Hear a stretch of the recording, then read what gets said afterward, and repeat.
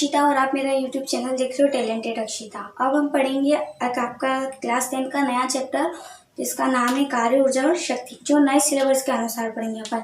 पुराने सिलेबस में तीनों था, लेकिन इस सिलेबस में ऊर्जा कट गया है, तो अब हम कार्य और शक्ति के बारे में पढ़ेंगे। तो चलिए चलते हैं। तो देखिए, अब आपका नया चैप्टर है कार्य, ऊर्जा और शक्ति। नए सिलेबस के अनुसार जो ये ऊर्जा वाला टॉपिक है, ये आपका टॉपिक सिलेबस से कट गया है। हम पढ़ते हैं कार्य के बारे में। उसके बारे में पढ़ने से पहले इसके बारे में कुछ जानकारी। कार्य, जैसे आप लोग अपना जो कार्य होता है वो अलग होता है, और विज्ञान की भाषा में कार्य का मतलब अलग होता है। जैसे मान लीजिए अपन कार्य कर रहे हैं, जैसे आप सुबह से उठे 5 बजे और 5 से आपने 8 बजे तक पढ़ाई करी, तो वो कार्य तो होगा, लेकिन वो विज्ञान की भाषा में कार्य नहीं होगा। क्योंकि विज्ञान की भाषा में कार्य का मतलब क्या होता है, एक वस्तु दूसरी वस्तु पर विस्थापित है। जैसे मान लो यहाँ पे ये कार्य है, ये एक बक्सा रखा हुआ है, या एक छोटी सी गाड़ी है। अब कोई बच्चा इसे खींच के ले जा रहा है, तो वो क्या हो रही है, इस जगह से इस जगह तक आ गई है, तो यहाँ से यहाँ तक आ गई है, तो वो क्या होगा, कार्य कहलाएगा। और जो लगेगा उसको बल कहेंगे, और जो यहाँ से यहाँ तक होगा उसको विस्थापन एस कहेंगे। तो विज्ञान की भाषा में ये कार्य होता है। अब कार्य क्या होता है, कार्य करने के लिए अपन को काय की आवश्यकता होती है, ऊर्जा की, है ना। ऊर्जा चाहिए अपन को कार्य करना है, तो अपन को क्या चाहिए, ऊर्जा तो चाहिए ही। ऊर्जा हमको किससे प्राप्त होगी, भोजन से, है ना, भोजन से प्राप्त होगी। जैसे दाल है, दाल चावल, संतुलित भोजन जो होगा वो। अब जैसे गाड़ियाँ जो होती है, जैसे कार, बस, ट्रेन, ये भी भोजन करती है। इनको भी कार्य करने के लिए काय की आवश्यकता होती है, ऊर्जा की आवश्यकता होती है। कैसे वो कार्य कैसे करेंगी, ऊर्जा से। देखें वो क्या करते हैं, पेट्रोल डीजल है, पेट्रोल है, ये सब क्या करती है, वो ग्रहण करती है, जिससे उनको क्या प्राप्त होती है, ऊर्जा प्राप्त होती है। तो ये होते हैं कार्य, यानी कि किसी भी चीज को कार्य करने के लिए हमें किसकी आवश्यकता होगी, ऊर्जा की आवश्यकता होगी। और कार्य जो होगा वो, अगर कोई वस्तु एक स्थान से दूसरे स्थान पर विस्थापित हो रही, तो वो क्या कहलाएगा, कार्य कहलाएगा। हाँ, विज्ञान की भाषा में वो कार्य कहलाएगा। और अगर हम एक ही जगह पर बैठ के काम कर रहे हैं, वो काम तो होगा, लेकिन विज्ञान की भाषा में कार्य नहीं होगा। क्यों, क्योंकि उसमें क्या होता है, विस्थापन नहीं होता है। और विज्ञान की भाषा में कार्य क्या होता है, चीजों का विस्थापित होना या विराम अवस्था में होना। अब देखिए, अब अपन कार्य की परिभाषा पढ़ेंगे। बल का उपयोग करके किसी वस्तु की विराम अवस्था में परिवर्तन करना अथवा गतिशील वस्तु के वेग में परिवर्तन करना कार्य कहलाता है। इसकी विराम अवस्था मतलब होता है कि वो एक जगह पर पड़ी हुई है, जैसे कि यहाँ पर रखी हुई थी, ये क्या होगी, इसकी विराम अवस्था हो जाएगी। इस विराम अवस्था में परिवर्तन करने अथवा गतिशील वस्तु के वेग में परिवर्तन, यानी कि एक तो विराम पड़ी है, अपन उसको आगे खिसकाएंगे, वो यहाँ आ जाएगी, तो उसकी स्थिति में परिवर्तन होगा। दूसरा क्या देखा, गतिशील वस्तु। अगर कोई गतिशील वस्तु है, जैसे मान लो एक कार है, वो कार यहाँ से जा रही है, और अगर अपन इसके विपरीत दिशा में अपन बल लगाते हैं, विपरीत दिशा में बल लगाएंगे तो क्या होगा, वो इसको विपरीत दिशा में बल लगाएंगे तो कार क्या होगी, पीछे की तरफ जाएगी। तो उसके वेग में परिवर्तन करना क्या कहलाता है, कार्य कहलाता है। अथवा और एक इसकी वैज्ञानिक परिभाषा भी है, बल एवं बल की दिशा में विस्थापन के गुणनफल को कार्य कहते हैं। यानी कि बल, जो बल होता है, फोर्स होता है, और उसकी दिशा, ये बल लगा रहे अपन, इसी दिशा में बल लगा लिया, इस दिशा में, ये दिशा, तो उसकी दिशा में विस्थापन होगा, उसके साथ क्या होगा, उस विस्थापन किसके साथ गुणा होगा, वो गुणनफल को क्या कहेंगे अपन, कार्य कहेंगे। इससे दर्शाते कार्य को W के द्वारा प्रदर्शित करते हैं। तो आप इसे परिभाषा लिख लीजिए या इसका स्क्रीनशॉट ले लीजिए। चलिए, अब देखिए, अगर बल किस दिशा में होगा तो उसका सूत्र क्या होगा।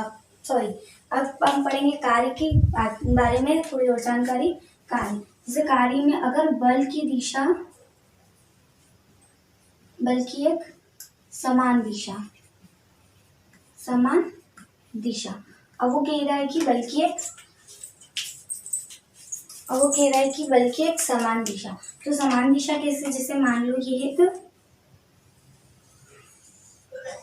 बक्सा रखा हुआ है यहाँ पर, ठीक है, ये बक्सा यहाँ पर रखा हुआ है,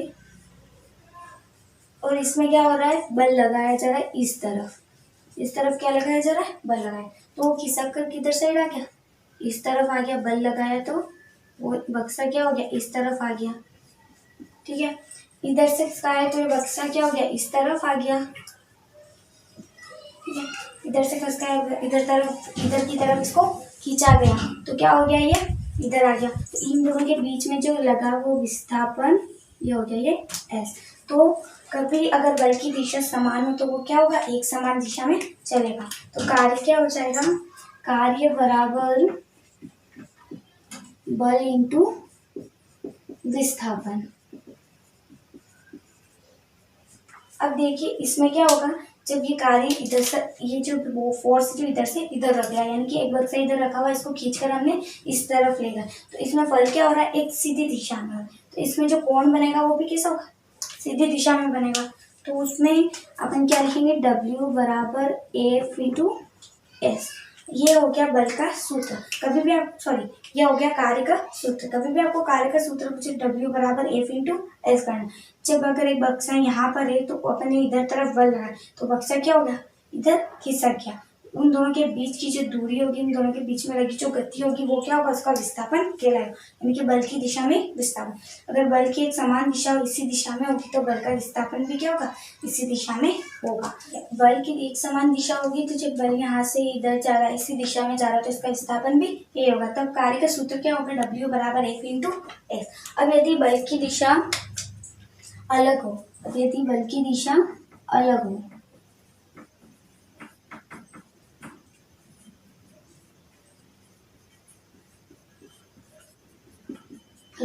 अब बल की दिशा अलग हो मतलब मान लीजिए कि आप एक जगह खड़े हो, या फिर कोई बच्चा है, वो किसी गाड़ी को, छोटी सी गाड़ी को, मान लीजिए एक मोटरसाइकिल, छोटी सी गाड़ी है, कार है, उसको उसने यहाँ पे रखा और उसको क्या कर रहा है, धागे की मदद से, यानी कि ये जैसे गाड़ी है, उसको क्या कर रहा है, धागे की मदद से यहाँ से खींच रहा है। तो वो बल कहाँ लगा रहा है, यहाँ पर लगा रहा है।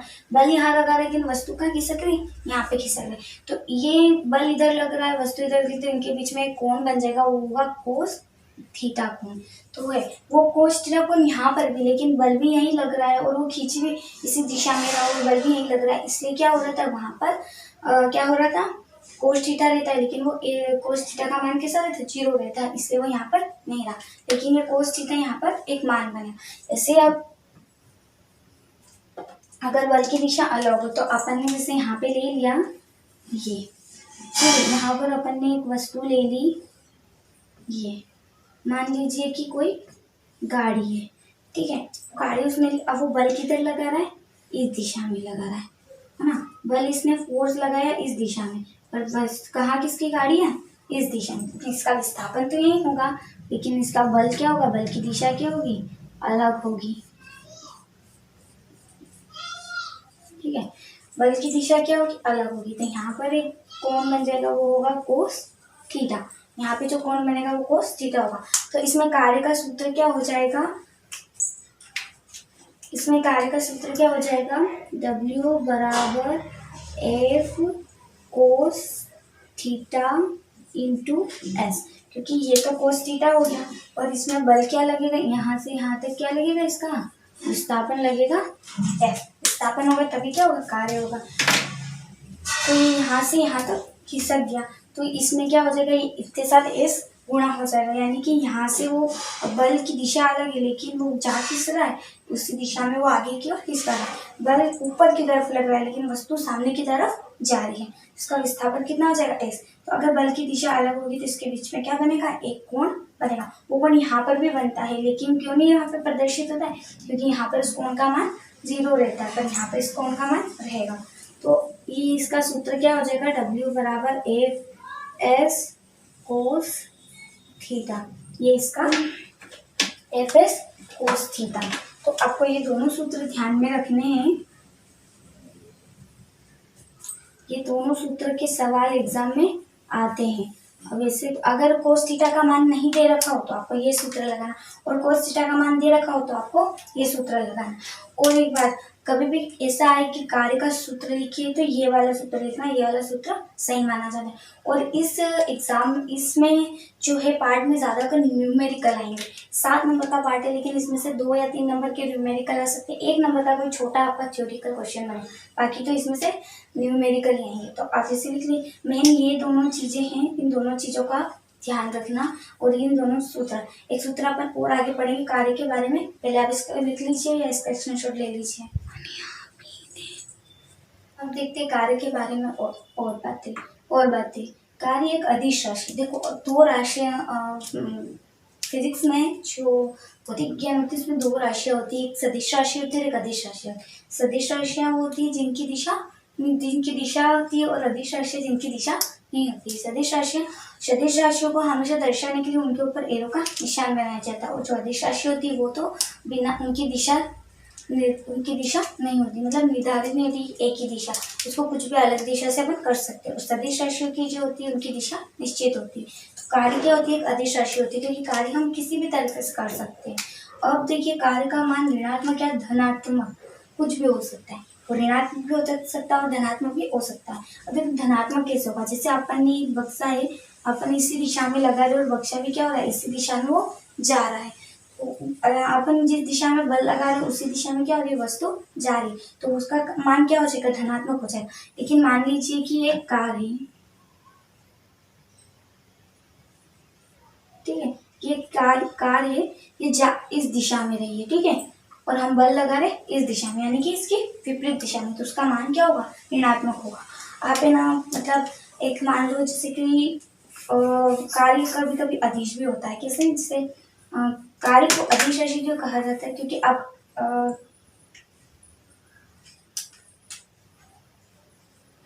कार्य का माने अगर उसी दिशा में लगाया गया बल तो कार्य धनात्मक होगा, और कार्य जिस तरह से गति कर रहा है उसके विपरीत दिशा में बल लगाया जाएगा तो वो मान क्या होगा, ऋणात्मक होगा। कार्य वो भी होता है, अगर आप एक पुस्तक का अच्छा भारी बक्सा है, आप उसको आगे खिसका रहे हो, आपने खिसकाया उसको, खिसकाया, लेकिन वो इतना भारी कि वो खिसक नहीं रहा, यानी कि आपने उस पर कार्य तो किया लेकिन वो कार्य नहीं दिखा। तो विज्ञान की भाषा में वो कार्य नहीं होगा, आपकी नॉर्मल जो लैंग्वेज, आपकी नॉर्मल जो लाइफ होगी उसमें वो कार्य होगा, लेकिन विज्ञान की भाषा में वो कार्य नहीं हुआ, क्योंकि उसमें क्या क्या नहीं हो रहा, वस्तु एक स्थान से दूसरे स्थान पर विस्थापित नहीं हो रही। तो मेन कार्य की ये दो चीजें एक एक नंबर में पूछ सकते हैं।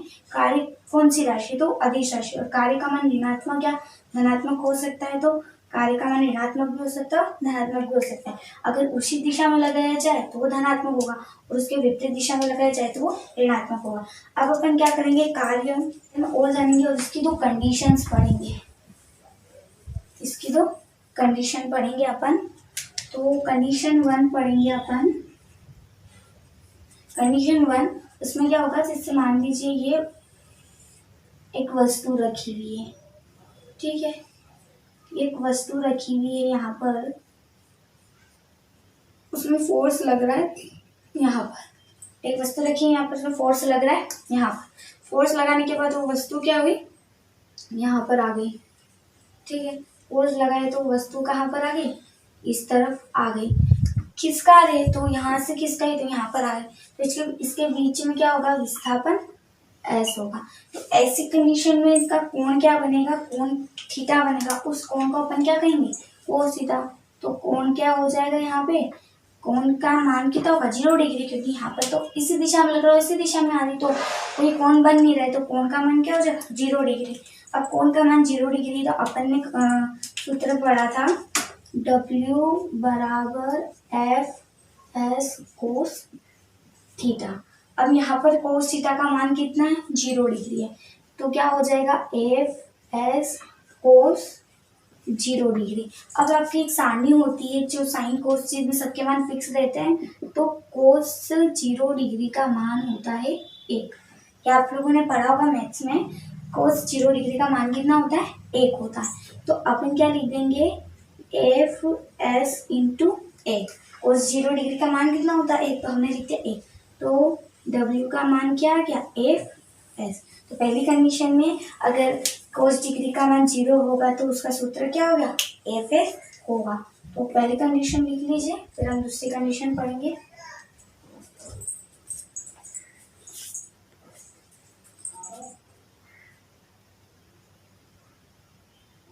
अब देखिए, अब हम इसकी कंडीशन 2 पढ़ेंगे। जैसे मान लीजिए यहाँ पर एक गाड़ी खड़ी है, ठीक है, वो गाड़ी खड़ी है यहाँ पर, ठीक है, अब वो गाड़ी खड़ी है यहाँ पर और वो इस दिशा में जा रही है, गाड़ी पे फोर्स को क्या लग रहा है, इस दिशा में, मतलब गाड़ी जा रही है इस दिशा में, और हम क्या कर रहे हैं, इसकी विपरीत दिशा में क्या कर रहे हैं, अपन बल लगा रहे, तो ये इधर से इधर जा रही है और हम बल इधर लगा रहे हैं, इसके बीच में जो कोण बनेगा वो बनेगा कोण 180 डिग्री का बनेगा।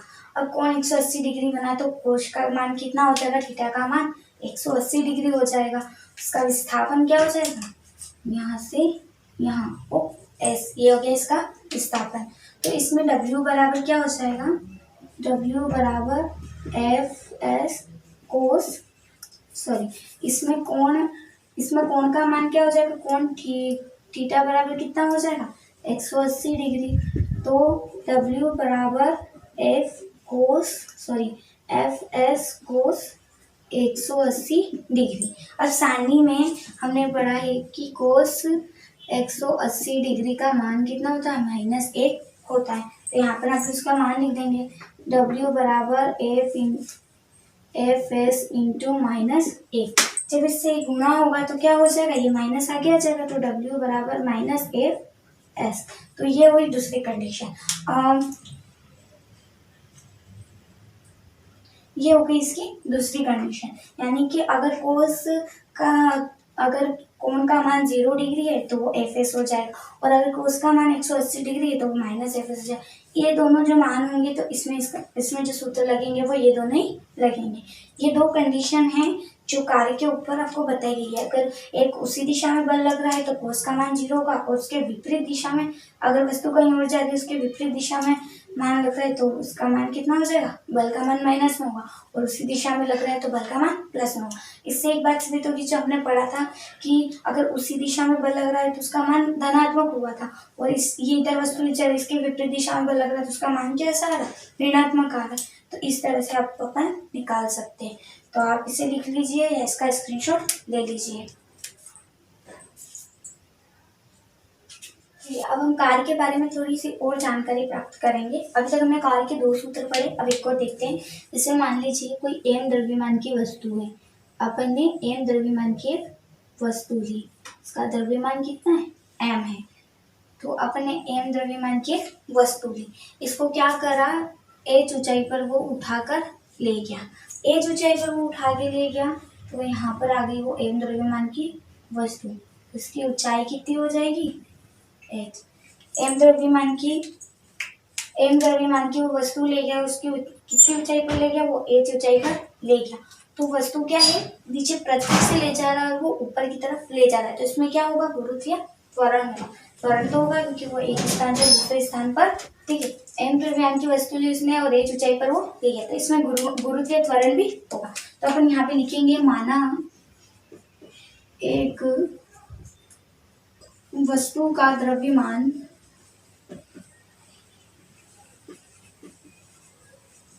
m है तथा इसकी ऊंचाई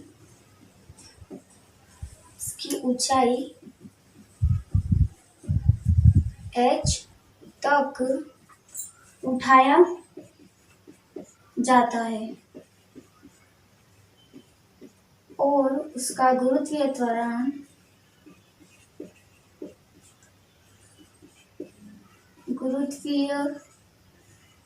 त्वरण g है। हमने एक बार पढ़ा था गुरुत्वीय त्वरण पहले वाले चैप्टर में, उसमें गुरुत्वीय त्वरण का मान फिक्स होता है। आप लोगों ने पढ़ा होगा गुरुत्वीय त्वरण, उसका मान फिक्स होता है जो होता है 9.8 मीटर प्रति सेकेंड स्क्वायर या मीटर सेकेंड की घात -2। अपन इसको गणना में कभी कभी 10 भी लेते हैं, जिससे गणना करने में क्या होती है, आसानी होती है। तो ये होता है। अब इसमें द्रव्यमान कितना है, देखो द्रव्यमान कितना है इसका, m है। गुरुत्वीय त्वरण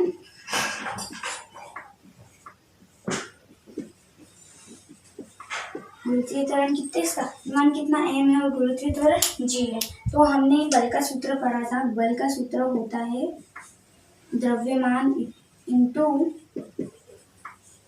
त्वरण, ये होता है बल का सूत्र। तो बल कितना हो जाएगा, F बराबर द्रव्यमान कितना है m और त्वरण कितना है g। तो अपन इसको लिख सकते हैं F बराबर m g। तो अपने पास क्या हो गया, F का मान आ गया m और g। अब हम लिखेंगे उसका मान। अब हम लिखेंगे कार्य का सूत्र। कार्य का सूत्र क्या होता है, बल इंटू विस्थापन, ठीक है। कार्य का सूत्र अपन ने पढ़ा है बल इंटू विस्थापन। अब देखो अपन क्या लिखते हैं, W बराबर F इंटू S। यही लिखते हैं W बराबर F इंटू एस। अब देखो F का मान कितना है अपने पास mg, अपन लिख देंगे W बराबर mg इंटू एस। एस का मतलब विस्थापन, विस्थापन मतलब वो वस्तु कितनी दूरी पर गई है। विस्थापन अगर एक सीधे में खींचा जाए या कहीं से ले जाए तो सीधे में खींचते हैं तो उसका मान एस होता है, लेकिन ये कहाँ ले चला है, जमीन से ऊपर की ओर चला, तो इसमें विस्थापन कितना होगा, एच हो जाएगा। तो हम यहाँ कितना लिख देंगे, एच। तो W बराबर एम जी एच। तो आपके पास ये एक और सूत्र आया है, W बराबर एम जी एच, ये होता है। तो ये कार्य का एक और सूत्र होता है। अब एक बात ध्यान रखना, जब वस्तु को एक सीधी दिशा में ले जाया जाए या एक वस्तु से आ रही है और उसको पीछे की तरफ खींचा जाए, यानी कि वस्तु को खींचने पर वो अपना स्थान परिवर्तन करती है, तो हमने जो पहले सूत्र पढ़े थे ना, W बराबर F इंटू एस या W बराबर एफ एस कोस थीटा, वो वाला सूत्र लगाना। और कभी भी किसी वस्तु को नीचे से ऊपर की ओर खींचा जाए तो नीचे क्या करती है, नीचे से ऊपर की ओर खींचा जाए तो उसके एक बल लगता है जो होता है गुरुत्वीय बल, या उसको गुरुत्वीय त्वरण भी बोलते हैं। तब अगर आपको किसी वस्तु को नीचे से ऊपर की ओर खींचा जाए तब आपको ये सूत्र लगाना। और किसी वस्तु को जब किसी वस्तु को नीचे से ऊपर की ओर ले जाया जाए तब आपको ये सूत्र लगाना। और जब किसी वस्तु को खींचा जाए तब अपन को वो वाले सूत्र लगाने। वो सूत्र होते हैं ना, W बराबर एफ एस या W बराबर एफ एस कोस थीटा। तब जब वस्तु को खींचा जाए तो ये सूत्र लगाना है, और जब वस्तु को ऊपर से उठाया जाए तो ये वाला सूत्र लगाना है। तो आप इसे लिख लीजिए या फिर इसका स्क्रीनशॉट ले लीजिए। ठीक है, अब अपन देखेंगे कार्य का मात्रक। इसका 1 नंबर में प्रश्न भी पूछा जा सकता है। तो देखो, हमने कार्य का सूत्र पढ़ा था W बराबर A/S। तो इसमें बल भी है और विस्थापन भी है। तो बल का मात्रक क्या हो जाएगा, बल का मात्रक क्या होता है, न्यूटन। बल का मात्रक होता है न्यूटन, ठीक है। और विस्थापन का मात्रक क्या होता है, जब ये पहली कंडीशन है ना, बल के भी 2 मात्रक होते हैं, विस्थापन के भी 2 मात्रक होते हैं। तो बल का मात्रक क्या हो जाएगा, न्यूटन, और विस्थापन का मात्रक क्या होता है, मीटर। तो इस तरह कार्य का मात्रक क्या हो जाएगा, न्यूटन इंटू मीटर। आप लोग इसको जूल भी कह सकते हो, ठीक है। तो कार्य का मात्रक क्या होता है, जूल होता है। न्यूटन इंटू मीटर भी लिख सकते हैं अपन और जूल भी लिख सकते हैं। लेकिन अगर बल का मात्रक डाइन हो और विस्थापन का मात्रक सेंटीमीटर होता, दूसरी कंडीशन देखते हैं। यदि बल का मात्रक क्या होगा, बल का मात्रक डाइन, ठीक है, और विस्थापन का मात्रक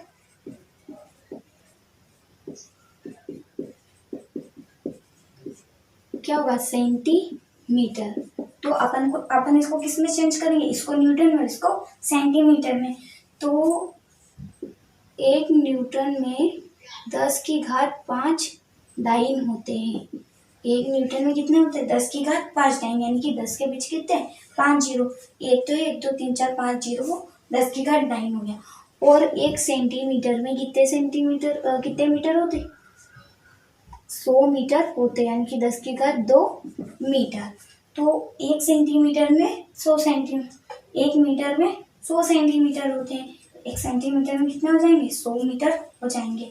तो अपन क्या लिखेंगे इधर, 1 डाइन।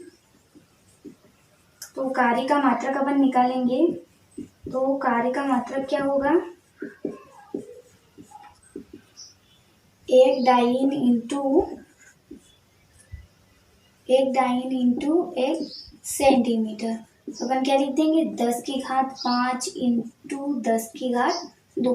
तो 5 जब नीचे आधार समान हो तो घातांक क्या होते हैं, आपस में जुड़ जाते। तो कितना हो जाएगा, 10⁵7। अब इस 10⁵7 को क्या बोला जाता है, 1 अर्ग बोला जाता है, ठीक है। तो एक जूल किसके बराबर होता है, 10⁵7 अर्ग के बराबर होता है। ये क्वेश्चन बनता है कि 1 जूल में कितने अर्ग होते हैं, क्योंकि अर्ग भी किसका मात्रक होता है, कार्य का मात्रक होता है। तो 1 जूल में कितने अर्ग होते हैं, 10⁵7 अर्ग होते हैं। फिर इसका मात्रक जूल और अर्ग होता है। अब आप इसे लिख सकते हो और इसका स्क्रीनशॉट खींच सकते हो। अब देखिए अपने जो सूत्र पढ़े उनसे कुछ उदाहरण है कार्य के ऊपर। यदि सफर में जाते समय आप 12 केजी के थैले को धरती से उठाते हैं, यानी कि अपन सफर में गए और यहाँ पर एक बैग रखा हुआ है, ठीक है, उसका द्रव्यमान कितना है 12 केजी है। उसको धरती से उठाया उसने और अपने हाथ में लिया, उसकी ऊंचाई कितनी दे रखी है यहाँ पे 1.5 मीटर। इसने इतनी दूरी पर क्या करा, उस थैले को उठाया। बैग कितना है 12 केजी का बैग है, उसने 1.5 मीटर तक क्या करा, उसने ऊपर ऊंचाई पर उठाया, यानी कि वो क्या कर रहा है धरती से ऊपर की ओर उठा रहा है। तो सबसे पहले अपन लिखेंगे वस्तु का द्रव्यमान। वस्तु का द्रव्यमान कितना दे रखा है, m बराबर 12 केजी। 12 केजी इसका द्रव्यमान दे रखा और उसने कितनी ऊंचाई पर उठाया 1.5 मीटर। तो वस्तु की ऊंचाई h बराबर 1.5 मीटर। अब इसमें अपन गुरुत्वीय त्वरण का मान 9.8 होता है, पर इसमें दे रखा है तो अपन लिखेंगे गुरुत्वीय त्वरण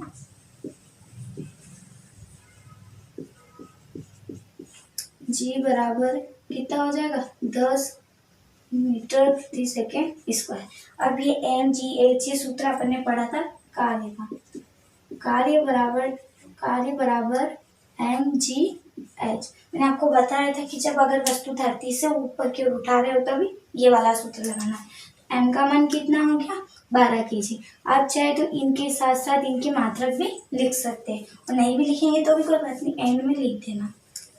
इंटू जी का मान कितना है 10 मीटर प्रति सेकेंड स्क्वायर इंटू एच का मान 1.5 मीटर है। तो अब देखिए इसमें क्या होगा कि पॉइंट कट जाएगा और नीचे कितना लग जाएगा 10। तो क्या होगा ये 10 से ये 10 कट जाएगा, बचा कितना 15 इंटू 12। तो अपन लिखते हैं 12 इंटू 15। अब अपन इसका गुणा करते हैं, या चाहे तो 12 में करो या 15 में करो। तो 12 पंजे 60 का जीरो हासिल कीजिए, 12 एकम 12 और 6 18 कितना आया 180। अब देखिए कार्य अपन क्या निकाल रहे हैं कार्य, तो कार्य का मात्रक क्या होता है जूल। या तो आप इसको न्यूटन इंटू मीटर भी लिख सकते हो या फिर जूल भी लिख सकते हो। तो ये हो गया आपका आंसर। तो इस तरह का क्वेश्चन आएगा आप कर सकते हो। तो ध्यान रखना कि वस्तु कहाँ पे करी जा रही, क्या वो धरती से उठाई जा रही है खिसकाई जा रही। तो आप इसे लिख लीजिए या इसका स्क्रीनशॉट ले लीजिए। अब देखिए उदाहरण नंबर 2। यह एक व्यक्ति 5 न्यूटन बल लगाकर रस्से से बंधी वस्तु को इस प्रकार खींच रहा है, यानी कि उसने एक वस्तु ले रखी है यहाँ पर और कितने की है वो 5 न्यूटन बल की है और उसको किसमें इसी दिशा में खींच रहा है, वो इस दिशा में ऊपर की तरफ वो खींच रहा है। तो वस्तु कहाँ जा रही है, यहाँ पर जा रही है, यहाँ पर आ गई वो 5 न्यूटन बल की वस्तु। अब वो बल यहाँ पर लग रहा है फोर्स, तो वो कितना लग रहा है, कितना 30 डिग्री उसने क्या करा 30 डिग्री का कोण बनाया, इतना फोर्स लगाया और इसने इसको कितने ले गया वो 20 मीटर की दूरी पर ले गया वो। तो इस तरह से वो फोर्स यहाँ पे लगा रहा है, उसके बीच का जो कोण होगा वो क्या होगा 30 डिग्री का होगा। और वो कितना बल लगा रहा है वस्तु के ऊपर, सॉरी उसने एक वस्तु लिया और वो कितने 5 न्यूटन का क्या कर रहा है उस पर बल लगा रहा है। तो अपन हल देखते हैं इसका बल कितना हो जाएगा, बल का मान कितना हो जाएगा 5 न्यूटन, ठीक है। फिर कितने का इसका विस्थापन, ये विस्थापन कितना हो जाएगा इसका S बराबर 20 मीटर और कोण कितना बन रहा है उनके बीच में थीटा कितना बन रहा है 30 डिग्री का बन रहा है। वो भाई वस्तु ली उसने, उसको कितने 20 मीटर की दूरी पर लगाया और कितने बल से लगाया 5 न्यूटन के बल से लगाया, तो कितने का कोण बना रहा है 30 डिग्री का कोण बना रहा है। तो अपन इसमें लगाएंगे। अब देखो इसमें तीनों चीजें दे रखी है, बल भी दे रखा है, विस्थापन भी दे रखा है और कोण भी दे रखा है। तो हमने जो दूसरा चित्र पढ़ा था कार्य का, कार्य बराबर एफ एस कोस थीटा, ये हमने सूत्र पढ़ा था। F का मान कितना दे रखा है इसमें 5 न्यूटन इंटू S का मान कितना दे रखा है 20 मीटर इंटू कोस थीटा का मान कितना दे रखा है 30 डिग्री। तो कोस 30 डिग्री। कोस 30 डिग्री का मान इन्होंने दे रखा है 0.866 या फिर √3/2। हमारी गणना आसान करने के लिए हम कौन सा लेंगे ये वाला मान लेंगे। तो हमने लिख दिया 5 न्यूटन इंटू 20 मीटर इंटू 0.866। अब देखो 5 में 20 का गुणा कर देंगे तो क्या हो जाएगा 5 दूनी 20 पंजे 100।